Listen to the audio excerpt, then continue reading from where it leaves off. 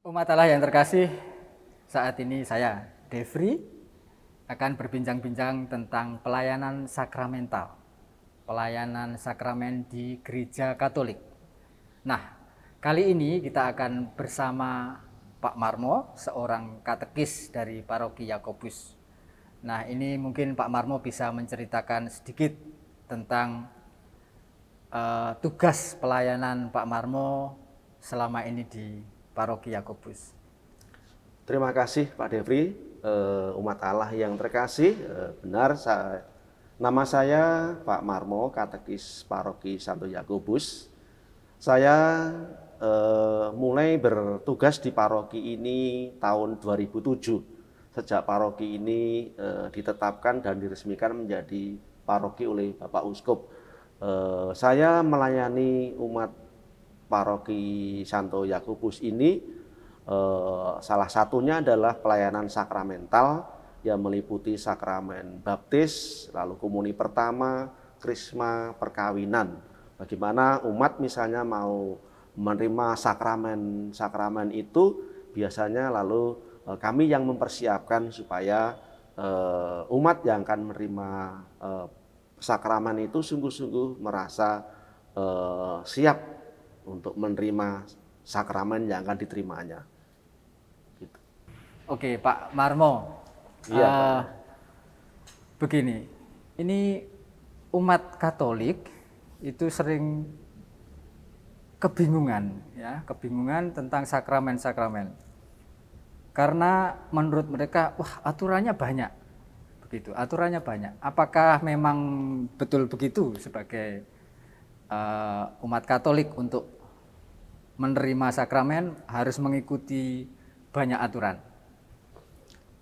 ya, memang benar Pak Devri bahwa ada beberapa pandangan dari umat bahwa untuk menerima sakramen-sakramen dalam gereja Katolik itu dipandang sebagai hal yang bagi mereka itu ya sulit.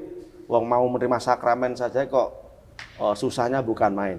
Tetapi bukan itu sebenarnya yang dimaksudkan kalau umat itu memahami, kalau mereka sungguh-sungguh melihat bahwa apa yang mereka akan terima itu sungguh-sungguh sangat berarti dan sangat berguna bagi kehidupan mereka selanjutnya. Maka adanya persyaratan dan ketentuan itu dimaksudkan supaya umat itu ya menghidupi sakramen yang akan diterima itu sesuai dengan apa yang diajarkan oleh gereja. Karena itu memang ada ketentuan-ketentuan, ada persyaratan-persyaratan, ada persiapan-persiapan tertentu supaya ya umat itu siap untuk menerima sakramen-sakramen itu. Oke, Ya. baik Pak. Jadi sakramen itu sebagai tanda dan sarana keselamatan ya. Ya. Maka memang wajarlah kalau memang diatur Ya. supaya umat bisa menerima itu dengan baik, maka ada banyak persyaratan, Betul. peraturan. Ya. Tetapi ya umat Allah yang terkasih, di sini tujuannya itu bukan mempersulit ya. Ya, Karena betul. sakramen adalah hak umat ya, benar Pak Marmo ya? Betul, hak umat. Jadi setiap orang yang dibaptis barangkali sebagai sakramen pertama, pintu untuk menerima sakramen-sakramen yang lain itu, nah dia memang ya punya hak untuk mendapatkan pelayanan dari sakramen-sakramen yang lain itu oleh gereja. Itu. Nah, aturan-aturan itu Pak Marmo, apakah itu ditentukan masing-masing paroki begitu atau memang sudah ada aturan gereja resmi begitu? Aturan-aturan untuk menerima sakramen itu Pak Devri sudah ditentukan dalam ketentuan gereja yang disebut Kitab Hukum Kanonik. Jadi bagaimana umat kalau mau menerima sakramen baptis, baik itu baptisan anak-anak maupun baptisan dewasa, menerima sakramen krisma, komuni pertama, perkawinan dan seterusnya itu diatur oleh hukum gereja namanya. Nah, dalam hal-hal teknis memang di banyak paroki tidak sama. Jadi ada ketentuan-ketentuan tambahan tertentu sesuai dengan situasi dan kondisi paroki masing-masing. Tetapi secara umum bahwa ketentuan dan syarat untuk menerima sakramen itu sama. Itu secara umum. Jadi kita itu sebetulnya tidak perlu membandingkan, di paroki A itu Betul. aturannya lebih enak di paroki B. Sebetulnya Ya. ketentuannya berarti sama ya Pak Marmo ya. Iya, misalnya saja di paroki A itu kalau ingin mendaftarkan untuk menerima sakramen tertentu, itu dimintakan syarat misalnya keanggotaan gereja, kartu keluarga Katolik misalnya seperti itu. Tapi tidak semua paroki punya kartu keluarga Katolik, misalnya seperti itu. Oh ya, ya. Baik, umat Allah yang terkasih, kita akan menanyakan kembali lebih banyak ini terutama tentang beberapa sakramen yang sering menjadi perhatian umat. Nah, Pak Marmo, ini kita masuk ke sakramen baptis. Pak Marmo tadi menyebut itu ini pintu gerbang sakramen-sakramen. Maksudnya apa Pak ini? Ya, jadi sakramen baptis itu adalah sakramen yang diterimakan pertama kali sebelum seseorang itu menerima sakramen-sakramen yang lain. Gereja Katolik kan ada 7 sakramen. Sakramen yang pertama diterimakan itu adalah sakramen baptis. Jadi sebelum menerima sakramen baptis, maka dia belum bisa menerima sakramen-sakramen yang lain. Karena itu baptis disebut pintu untuk masuk ke dalam suatu ya namanya paguyuban yang adalah gereja persekutuan itu. Jadi orang dibaptis lalu masuk dalam persekutuan gereja itu. Nah, untuk menerima sakramen baptis Pak Marmo, Ya. ini apakah ya apa saja yang harus dipersiapkan seseorang untuk menerima sakramen baptis? Saya ada baptis bayi, lalu ada baptis dewasa. Apa perbedaannya, lalu bagaimana persyaratannya itu? Iya, Bapak, dalam gereja memang ada baptis anak-anak, lalu baptisan orang dewasa, dan satu lagi Pak Devri adalah baptisan untuk lansia. Jadi baptisan untuk lansia itu ya biasanya usia 70 ke atas begitu. Nah, masing-masing memang memiliki persyaratan dan persiapan yang berbeda-beda. Pertama adalah sakramen baptis bagi anak-anak. Usia anak-anak itu di bawah 7 tahun. Jadi anak lahir lalu sampai usia 7 tahun. Jadi umat Allah ini kalau di bawah 7 tahun Ya, berarti tergolong baptis anak-anak. anak-anak, Ya. bayi dan anak-anak ya. Betul, ya. Oke, oke.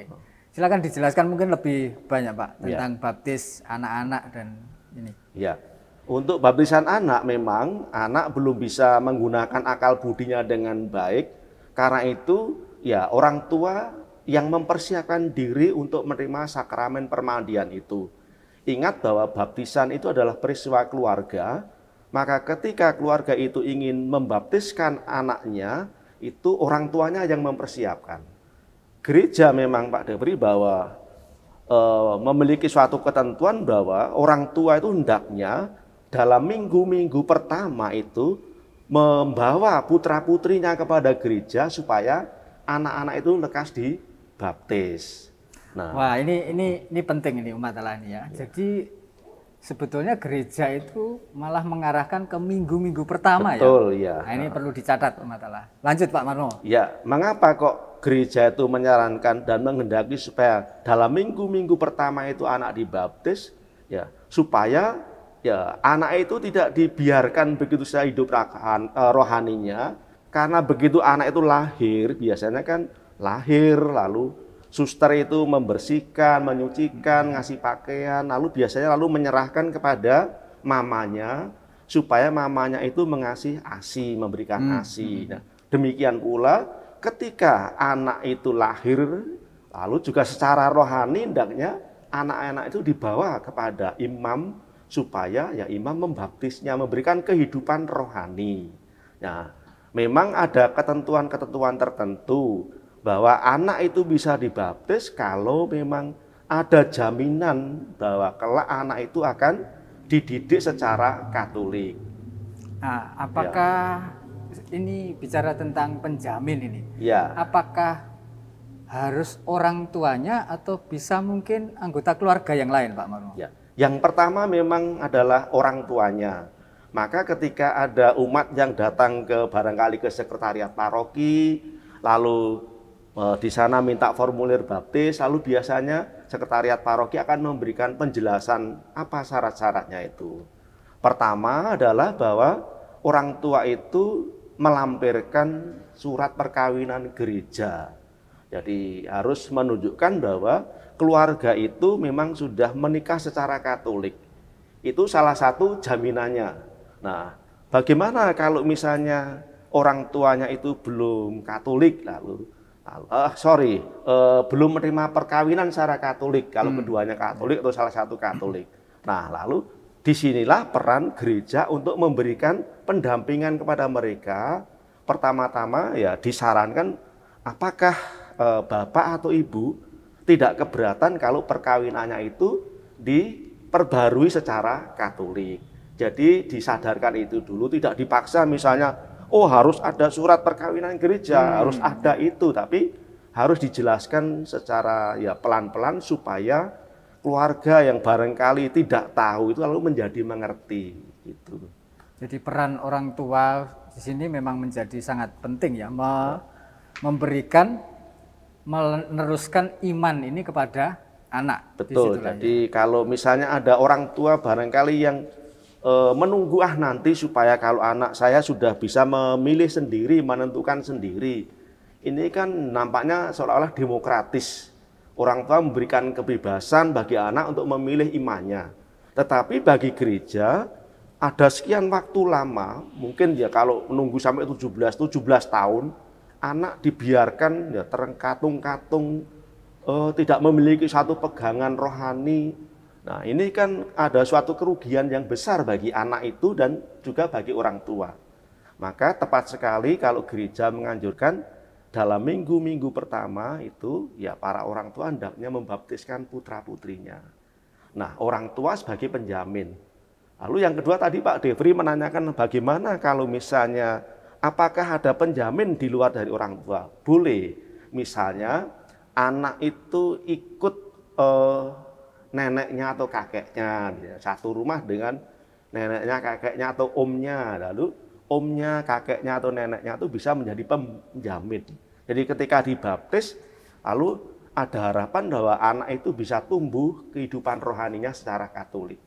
Wah, ini menarik ini, makanya kok setiap ya di paroki-paroki itu setiap bulan ada baptisan bayi, karena memang gereja ternyata menganjurkan segera mungkin ya di minggu-minggu pertama anak itu sudah memperoleh baptisan. Ya, betul. Okay. Baik Pak Marmo, untuk yang baptis berikutnya ini jenjang berikutnya, baptis dewasa. Jenjang berikutnya adalah baptisan dewasa. Dan bersyukur bahwa di gereja kita Pak Devri itu hampir setiap tahun itu ya orang-orang yang ingin menjadi Katolik dari kelompok dewasa itu begitu banyak. Jadi ada orang yang memang tertarik menjadi Katolik. Nah, syaratnya seperti apa supaya dia bisa dibaptis oleh gereja Katolik? Dia harus menjalani apa yang namanya masa katekumenat. Jadi masa katekumenat itu selama kurang lebih itu 1 tahun. Wah, cukup lama ya ini Pak Marmo. Lama, iya. Jadi gereja tidak begitu saja pokok percaya lalu dibaptis, tidak. Jadi tidak bisa saya datang, Pak Marmo saya mau baptis ini. Langsung oke, minggu depan bisa dibaptis, tidak bisa ya Pak Marmo ya? Oh iya, tidak bisa. Jadi kalau dia menyatakan saya sudah percaya, saya dulu sejak SD, SMP, SMA, sekolah di sekolah Katolik, saya sudah percaya, saya ingin dibaptis misalnya. Ya, kepercayaan yang dia katakan itu harus dibuktikan, yaitu kesetiaan untuk mengikuti secara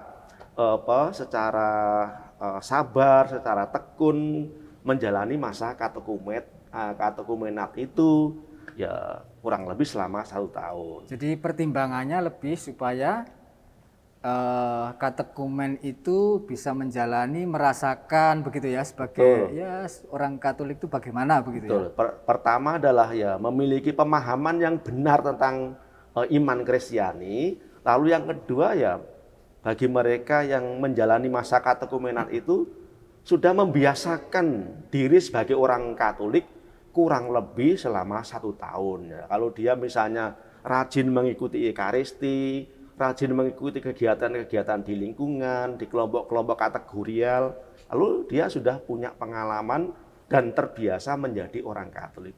Jadi ukurannya tidak, saya sudah ikut 1 tahun, sudah tanda tangan. Tetapi kalau dia sudah ikut tahun-tahun, tetapi kalau dia tidak ikut misa hari Minggu misalnya, tidak pernah ikut kegiatan di lingkungan misalnya, itu menjadi catatan bagi para pembina katekumen. Nah, orang itu sudah layak atau belum untuk dibaptis. Jadi tidak cukup hanya ikut misalnya 48 kali pertemuan lalu dibaptis, tidak. Jadi ini bisa lebih panjang ya Pak Marmo. Kalau misalnya, wah ini belum waktunya untuk dibaptis, apakah seorang katekumen itu walaupun sudah menyelesaikan sesi-sesi itu, Ya. wah kamu tunggu dulu deh, bisa begitu juga ya Pak? Oh bisa, ada. Jadi ada pengalaman yang terjadi bahwa pertama misalnya dia sudah ikut 1 tahun, tetapi merasa belum mantap. Belum mantap apa yang dia pahami, dia ikuti itu. Dia masih ingin menambah lagi, ingin belajar lagi. Ada banyak yang seperti itu, sehingga sampai 2 tahun katekumen itu seperti itu. Jadi karena tujuan dari katekumen itu bukan semata-mata adalah baptisan. Kalau baptis itu kan ya tinggal nanti upacara baptis, tapi bagaimana orang bisa menemukan iman dan lalu percaya kepada Yesus, itu kan proses yang panjang. Memiliki pengetahuan tentang apa yang diimani dan sekaligus sudah merasakan begitu, sehingga memang benar-benar waktu menerima pembaptisan itu mantap lah gitu ya Pak ya. Betul. Baik. Nah, apakah ada syarat-syarat lain ini Pak? Atau mungkin prosesnya itu apakah setelah daftar, ikut katekumen, baptis lalu sudah begitu? Apakah ada proses lain Pak? Ya, jadi biasanya kalau ada orang yang ingin jadi Katolik itu dia datang bisa ke ketua lingkungan. Lalu ketua lingkungan mengajak ke gereja, ke sekretariat, atau orang yang bersangkutan ke sekretariat lalu menyampaikan keinginannya bahwa saya ingin mengikuti katekumen. Lalu sekretariat akan memberikan penjelasan, tempat katekumen itu ada sekian. Kalau kategori anak, kategori orang dewasa itu ada harinya, ada waktunya, seperti itu. Itu harus ya diikuti. Nah, tetapi di sini memang yang harus dicermati Pak Devri, ada katekumen yang memiliki kasus-kasus tertentu di dalam kehidupan keluarganya itu. Misalnya katekumen dewasa, di mana dia menjadi suami atau istri kedua dari perkawinan yang dulu itu suaminya atau istrinya itu sudah pernah menikah secara Katolik, misalnya seperti itu. Jadi kasus-kasus seperti itu harus dicermati, dipelajari, karena kalau ada kasus seperti itu, orang tersebut tidak bisa meneruskan katekumennya untuk sampai dibaptis. Jadi memang apa Pak itu istilahnya? Tidak ada halangan apa-apa ya? Iya, jadi tidak ada halangan untuk baptisan lah, seperti itu. Baik. Nah, kemudian untuk baptis yang usia lanjut tadi, lansia. Ya, baptisan usia lansia itu paroki punya ya kebijakan tersendiri. Jadi pertama, ketika ada salah satu keluarga anaknya atau siapa yang datang ke paroki menyampaikan bahwa supaya Romo membaptis orang tuanya seperti itu, biasanya paroki tidak menerima begitu saja. Paroki biasanya lalu mengecek ke keluarga tersebut, apakah benar bahwa opa atau oma itu sungguh-sungguh ingin dibaptis secara Katolik. Kadang dari pengalaman itu hanya keinginan anaknya atau menantunya.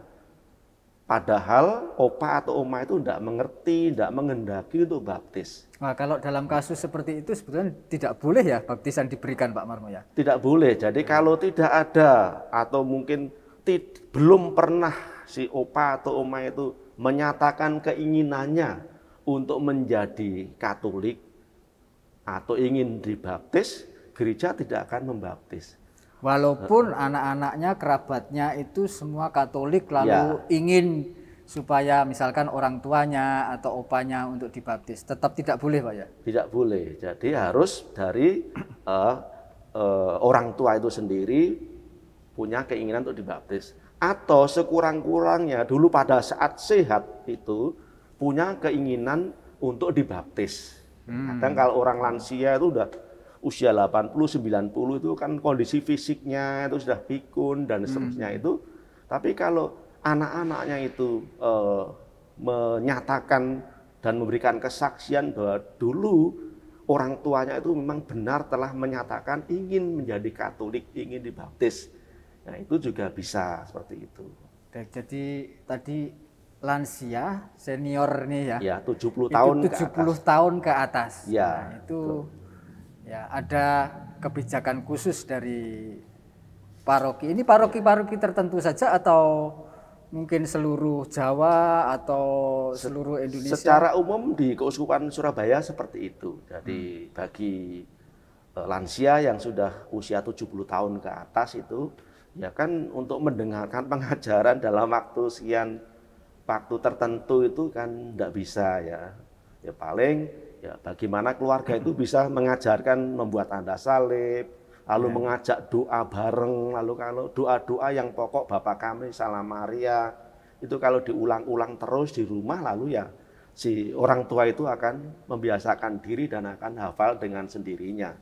Lalu di mana Pak penerimaan sakramen baptisnya itu? Kalau untuk lansia apakah harus di gereja begitu atau bisa diterimakan di rumah saja?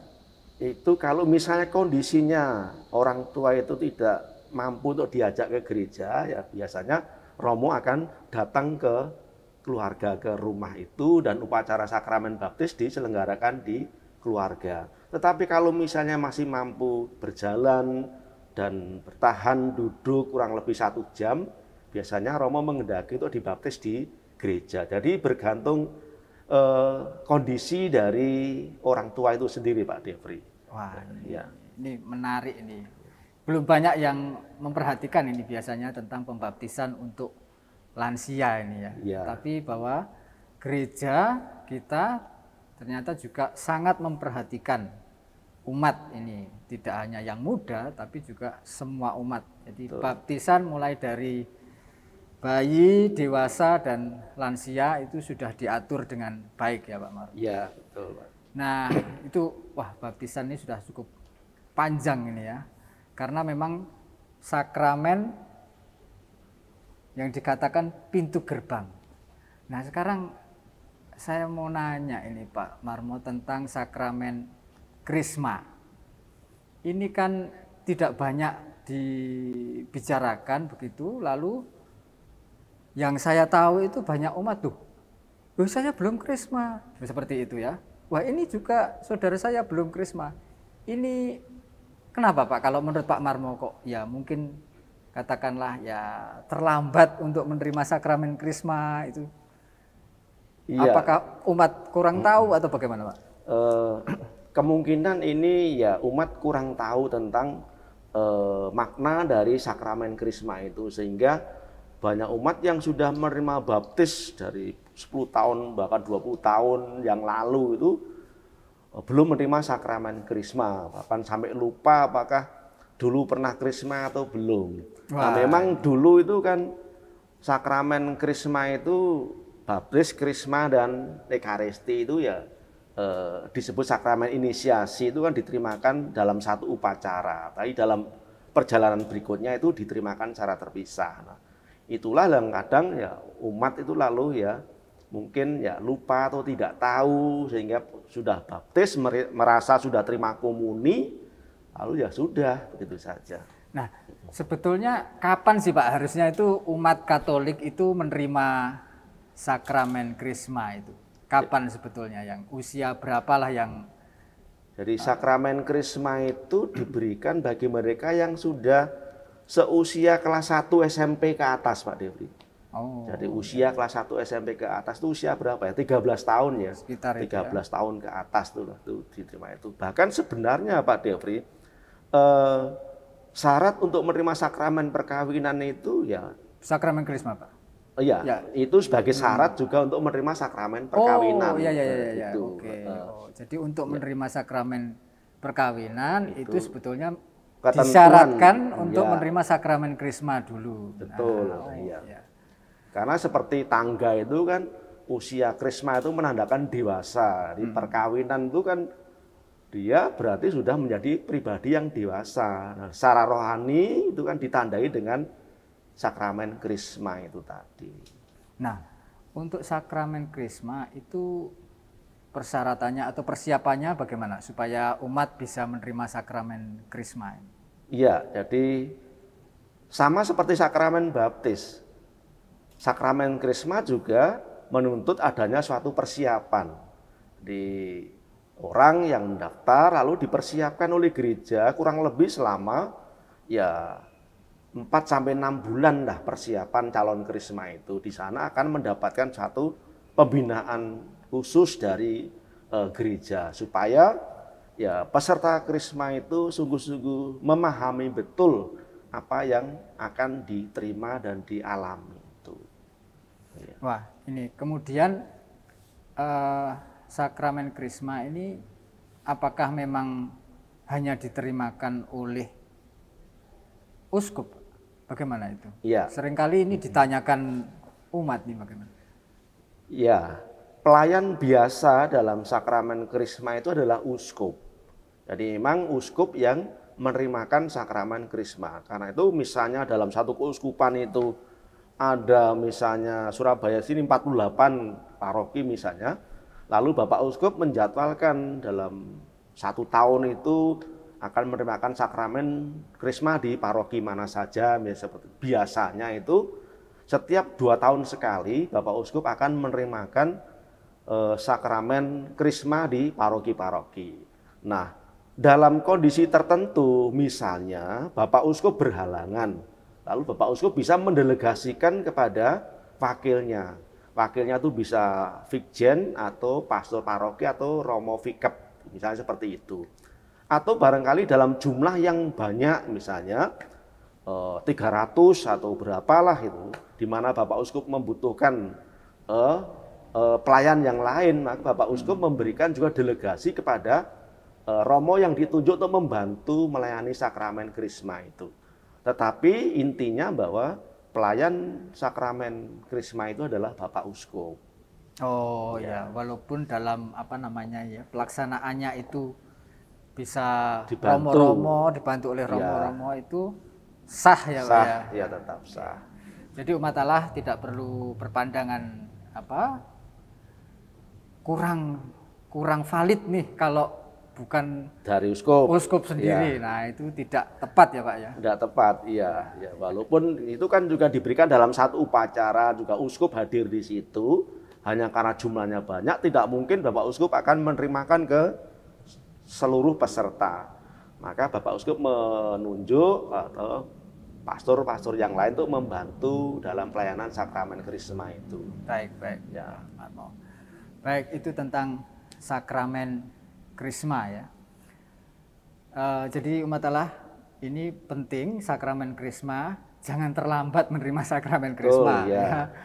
Supaya perlu ini diusahakan ya. Kalau sudah SMP, bagi yang punya putra-putri, ya coba ditanyakan di paroki masing-masing supaya apakah ada penerimaan sakramen krisma sehingga tidak sampai terlambat sampai puluhan tahun gitu ini.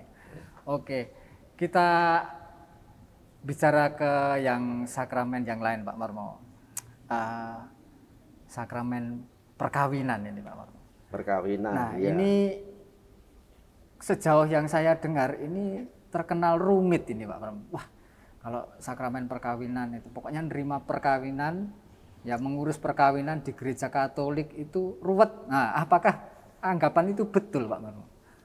Sebenarnya anggapan itu keliru Pak Devri. Jadi untuk menerima sakramen perkawinan itu ya caranya mudah.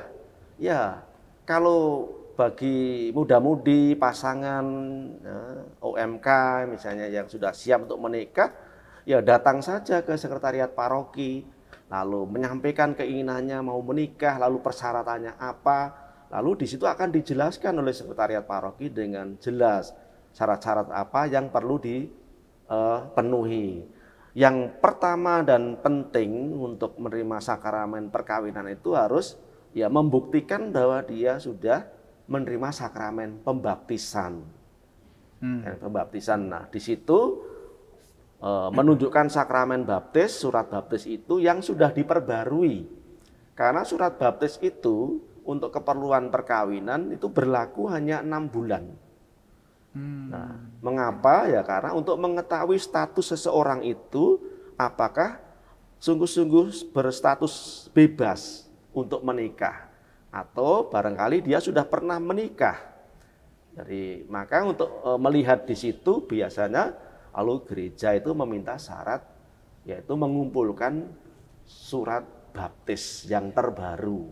Gitu. Ya, Itu yang petikan surat pokok, baptis terbaru. Nah, Ya. ini pasti dari paroki asal yang tempat dia atau seseorang itu dibaptis ya Pak ya? Iya, jadi surat baptis terbaru itu bisa dimintakan di tempat di mana calon itu dibaptis.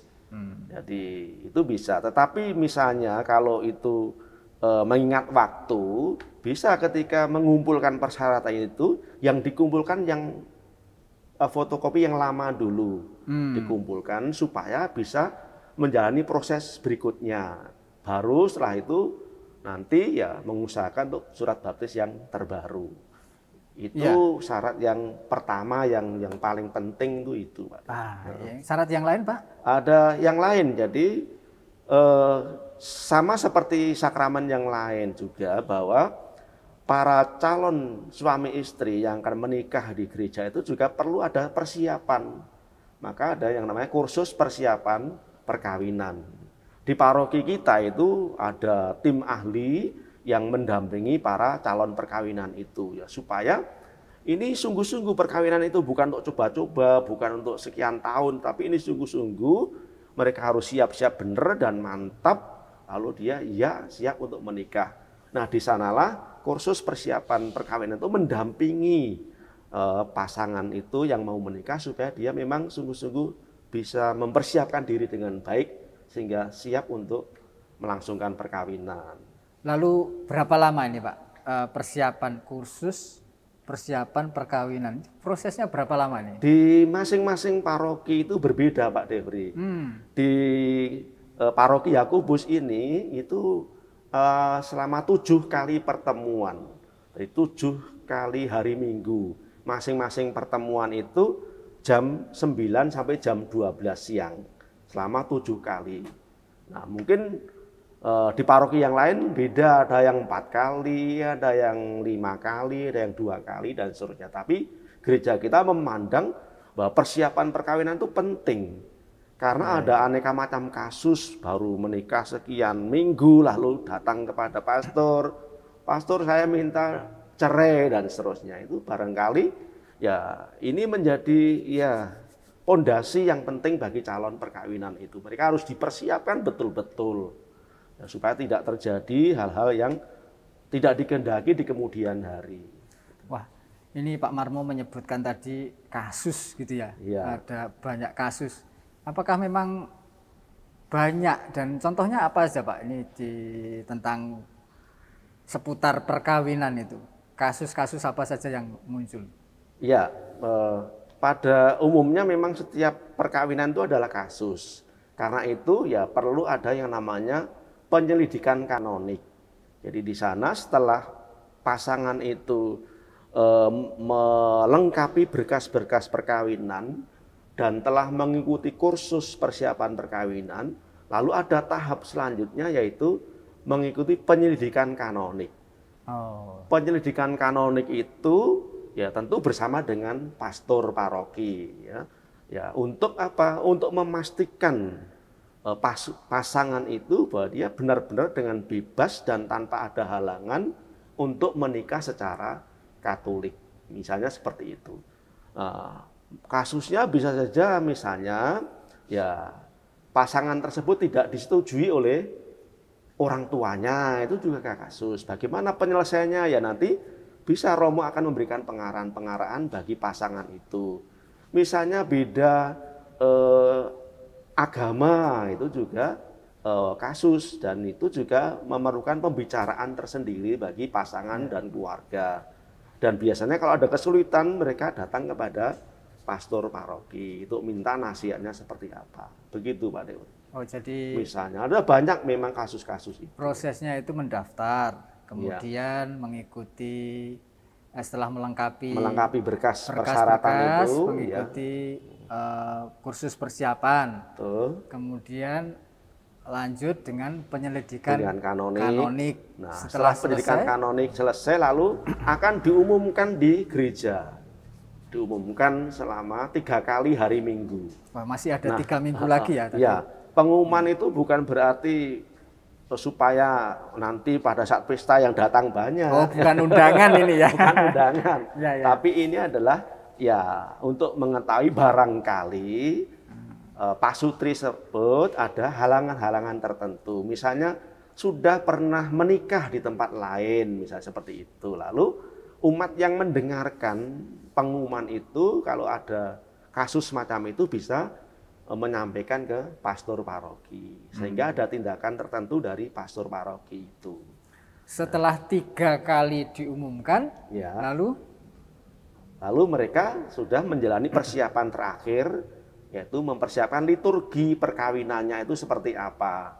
Karena kan banyak pasangan yang lain sudah beres, siapa yang diundang, di mana pestanya, bagaimana menunya, nanti prosesinya seperti apa. Tapi kadang liturginya itu dilupakan. Wah, ini. Padahal ini tahap yang penting. Ya. Karena itu tahap terakhir, persiapan terakhir itu adalah ya persiapan liturgi perkawinan itu harus disiapkan betul-betul supaya pelaksanaan perkawinan itu sungguh-sungguh berjalan dengan sakral gitu.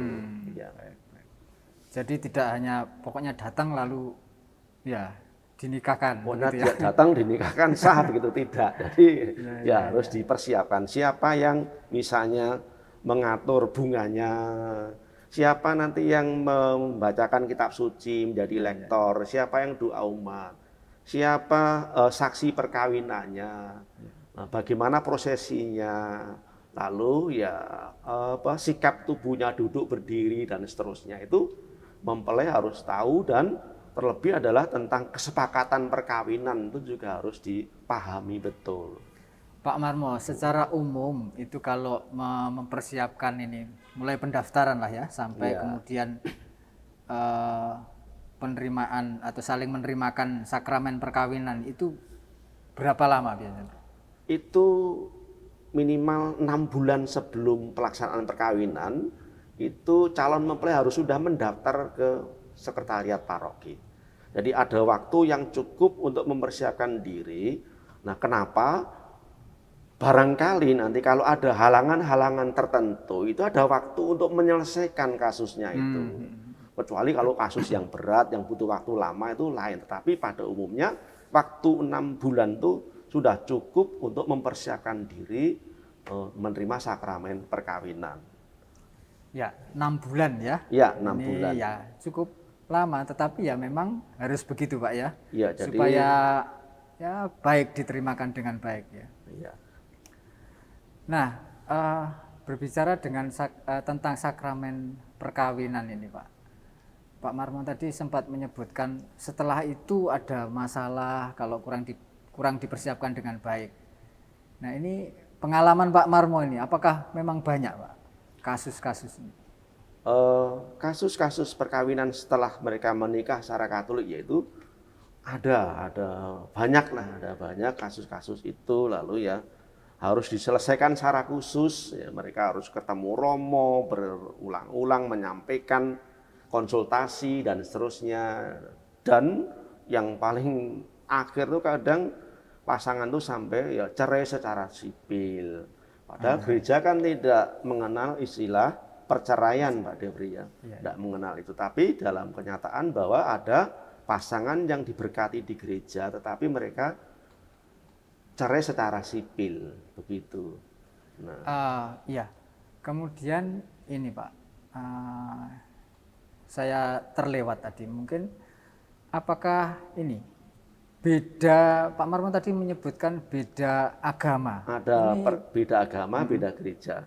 Jadi perkawinan beda agama itu perkawinan antara orang Katolik dengan saudara kita yang Muslim, Hindu, Buddha, Konghucu, atau aliran kepercayaan. Nah, perkawinan beda agama itu membutuhkan dispensasi dari Bapak Uskup. Ya, itu Pak. Itu kan halangan ya. Beda agama itu adalah halangan perkawinan, tetapi halangan yang bisa dimintakan dispensasi oleh Bapak Uskup. Lalu apa Pak Marmo ini landasannya kok sampai bisa diberikan dispensasi? Apa sih yang sebetulnya dipentingkan di dalam gereja sehingga diadakan dispensasi itu? Ya, ini sebenarnya gereja mau ya memperhatikan masing-masing pasangan kesejahteraan suami istri itu supaya ya dalam perkawinan itu mereka sungguh-sungguh menghidupi apa yang sudah dipilih, apa yang sudah disepakati bersama. Tapi juga mungkin gereja punya pandangan bahwa di Indonesia ini kan Katolik itu ya minoritas lah, mayoritas adalah Muslim ya. Untuk kadang menemukan jodoh yang seiman itu juga menjadi kesulitan tersendiri. Karena itu ya gereja memberikan kemurahan lah berupa dispensasi perkawinan beda agama itu, asalkan dengan persyaratan khusus, yaitu apa? Bagi yang Katolik itu ada kesediaan untuk mendidik iman anak-anak itu secara Katolik. Jadi tidak hanya diberi dispensasi begitu saja, tapi ada syarat yang harus dipenuhi, yaitu kesediaan untuk memberikan pendidikan secara Katolik bagi anak-anak yang dilahirkan itu. Lalu kalau pasangan beda agama itu juga tetap harus mengikuti itu tadi Pak ya? Tetap harus mengikuti Prosesnya. proses tadi dari pendaftaran sampai kursus persiapan perkawinan, pendidikan kanonik, dan juga persiapan liturgi perkawinan sama dengan yang lain. Kalau yang satunya adalah beda gereja. Nah, Beda gereja. itu bagaimana Pak? Beda gereja itu ya misalnya perkawinan antara orang Katolik dengan Kristen, Protestan, atau Betani, GKI, atau yang lain seperti itu. Itu ya gereja juga memberikan izin bagi pasangan suami istri yang menikah beda gereja itu. Nah, tetapi juga kadang ada kasus-kasus tertentu mereka itu ya masing-masing itu mempertahankan diri. Yang Kristen itu menghendaki perkawinannya di gereja Kristen, yang Katolik menghendaki perkawinan di gereja Katolik.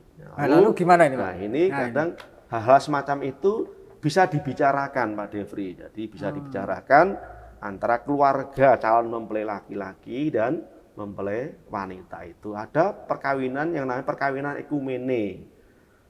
Perkawinan ekumene itu perkawinan yang dihadiri oleh dua pemimpin agama. Dari Kristen, Bapak Pendeta, Ibu Pendeta, atau juga dari gereja Katolik yaitu imam di situ. Jadi itu juga ada hal yang ditempuh, yaitu ya gereja memohonkan dispensasi perkawinan ekumene. Oh, jadi, tetap harus dimintakan izin dispensasi dari Bapak Uskup. Jadi supaya juga diberikan izin untuk menikah secara ekumene. Nah, dalam upacaranya itu juga tidak begitu saja dibiarkan begitu saja, tidak, tapi gereja Katolik biasanya itu memilih di bagian kesepakatan perkawinan. Jadi yang khotbah itu bolehlah dari gereja Kristen yang lain, tapi dari Katolik, dari para imam itu biasanya lalu mengambil porsi kesepakatan perkawinan. Karena disitulah ya dalam liturgi perkawinan itu yang pokok di situ. Nah, oke. Pak Marmo, masih ini tentang perkawinan ini. Iya. Apa yang biasanya itu menjadi kendala ya, kesulitan-kesulitan dalam proses mempersiapkan perkawinan itu? Apa saja yang dialami pasangan itu yang biasanya, waduh, kok sulit atau apa? Biasanya itu terjadi kalau perkawinan itu pasangannya itu lain daerah, lain pulau barangkali seperti itu. Kadang itu menjadi kesulitan. Ya. Misalnya satu di Surabaya, satu di Papua, gitu. Mau kursus perkawinan itu juga butuh waktu tersendiri.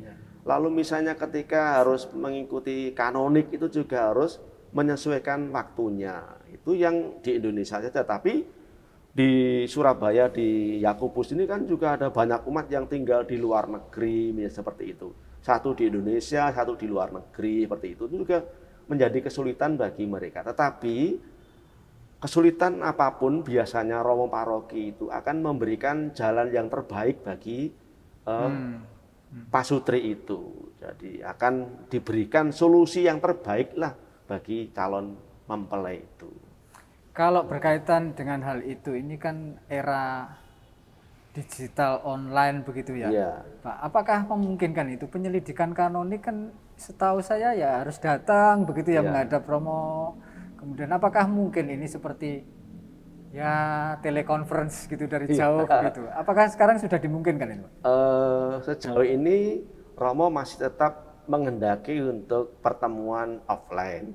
Karena kalau online itu kan Romo tidak bisa menggali lebih jauh lagi tentang ya kondisi status dari calon mempelai itu. Tetapi kalau Romo bisa berhadapan, saling melihat itu, lalu bisa melihat, oh ini bisa jawabannya sungguh-sungguh ini, oh ini tidak jawab dengan sungguh-sungguh ini. Jadi dari gesturnya atau apa itu, Romo kan bisa juga membaca seseorang itu sungguh-sungguh punya niat yang benar enggak tentang perkawinan yang akan ditempuh itu. Jadi selama ini memang ya diusahakan ya pertemuan secara offline, Pak. Oh, berarti memang tetap ya? Tetap, iya. Supaya Romo bisa mengadakan penyelidikan kanonik itu ya Langsung betul-betul ya. ketemu muka gitu. Iya. Oke. Baik Pak Marmo, tentang sakramen perkawinan ada hal lain lagi mungkin Pak Marmo yang umat perlu tahu ini? Apakah memang sudah secara... Iya, jadi yang pertama yang penting diperhatikan bagi umat bahwa hendaknya perkawinan yang akan ditempuh itu dipersiapkan dengan sebaik-baiknya. Lalu dipersiapkan dalam waktu yang cukup. Jangan sampai kurang 2 bulan misalnya baru mendaftar begitu. Tidak, jadi di paroki kita itu begitu banyak ada pasangan yang mau menikah di sini. Bahkan dari paroki-paroki luar itu pengen menikah di sini. Jadi supaya segera mendapatkan tempat di paroki sini, sebaiknya pasangan muda-mudi yang ingin menikah itu ya segera mendaftarkan diri di paroki. Baik Pak Marmo. Itu yang penting Pak Depri. Wah iya. Ini kita sudah berbicara tadi ya sakramen pembaptisan, kemudian krisma, ini perkawinan. Umat Allah yang terkasih, ini dari tadi ada satu benang merahnya ya, bahwa penerimaan sakramen itu ternyata tidak serta-merta begitu aja ya, tetapi Pak Marmo tadi mengatakan bahwa setiap sakramen itu ternyata ada tahap persiapannya. Nah ini yang penting bagi umat supaya ya tidak datang saya minta baptis, saya minta krisma langsung, wah Romo tidak mau melayani saya begitu ya. Jadi bukan seperti itu, maka memang harus mengikuti aturan-aturan supaya umat itu bisa menghidupi sakramen yang diterima. Oke. Iya. Baik, terima kasih nih Pak Marmo, ini sudah panjang, lebar dan jelas sekali apa yang disampaikan Pak Marmo tentang ya seputar pelayanan sakramental. Ya, mungkin nanti lain waktu kita bisa sambung dengan sakramen-sakramen yang lain atau hal-hal yang lain. Baik, kita akhiri dan terima kasih. Kita akan berjumpa lagi mungkin di lain sesi.